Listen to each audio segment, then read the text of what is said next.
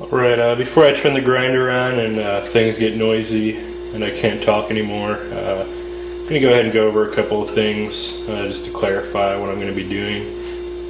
Like I said, we're doing a chisel grind, so I will be only doing this on one side. If I was doing the other, it'd be the exact same technique, just flipped around. Hopefully you'll be able to see this enough. I know my hands kind of get in the way at times. But this definitely will probably not meant to be, I won't mean this to be super detailed, as there are much better videos and instructions out there from more experienced knife makers, but I did just want to show you kind of what I was doing. As far as the grinding process, I will start off with a 45-degree bevel up to my scribe line, just kind of set where I'm going to grind up to. And then we will use the contact wheel to grind up to that using a steeper angle until we again meet the scribe line. For the most part, I'll be able to go straight back and forth like this until I get towards the point. Then instead of maybe doing what seems natural and curving it up that way, like maybe you would do if you were sharpening a knife blade, I'm instead going to pull away, keeping the plane of the blade the same, and I'll just pivot my hand away and gradually grind up to that point. You definitely want to be careful also when getting to the point, as there's much less metal there and it heats up quite a bit faster. Although since this is annealed steel and not yet heat treated, or at least the 1095 will be, it's not a huge deal if you do discolor your blades or overheat them, simply because you're going to normalize the blade in the heat treating process anyway. But I just wanted to go over those quick pointers there. You just want to pivot the blade away to get to your point, and as you will see as we progress, that gives the same effect as rotating your blade to keep the blade perpendicular wood. So let's go ahead and get our safety gear on, and we will get started shortly.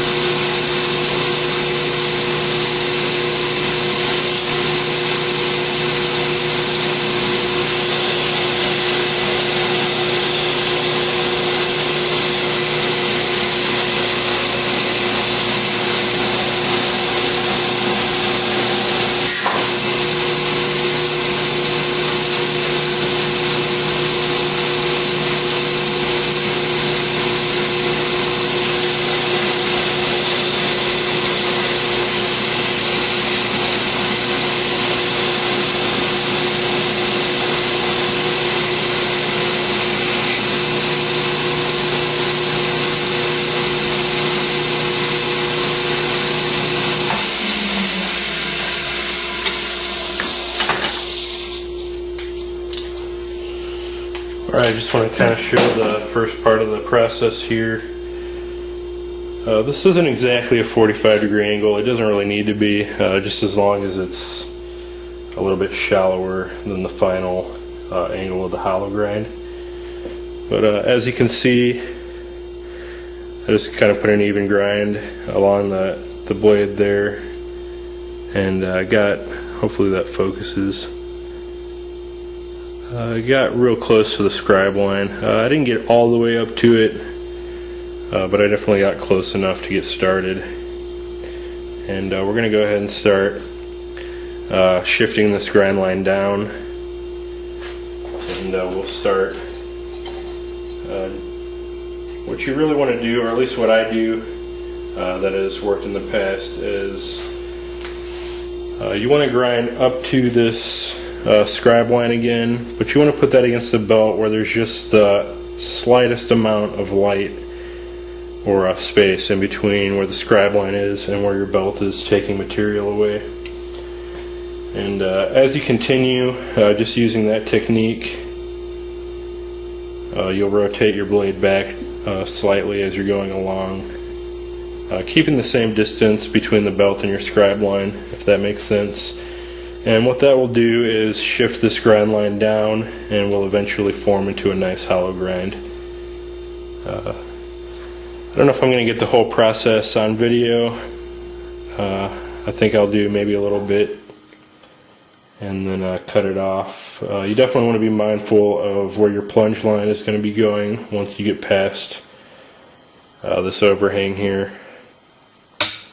But let's do a little bit more grinding, and then I'll probably cut the camera off, get to a more intermediate step, and then pick it up from there.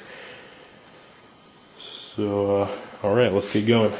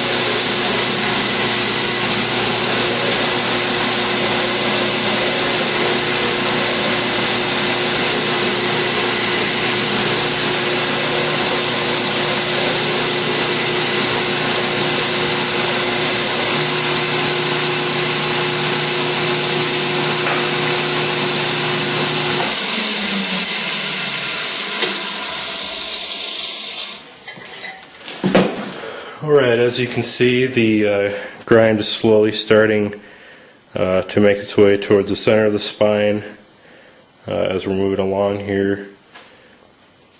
And I'm also establishing where my plunge line is going to be. Really what I'm just trying to do, some guys will maybe mark a line or wrap some electrical tape or masking tape to establish a line, or maybe they'll use file guide or things like that. I'm just trying to keep this flattest part of the blade, sorry I'm out of frame there, just trying to keep the flattest part of the blade perpendicular to my wheel, and then I'll just grind up to kind of the point of this notch here, and as long as it's reasonably close to being in line with that notch, I'll be happy with that. I'm going to go ahead and cut the video for now, as I don't have a lot of tape left on this DVD here,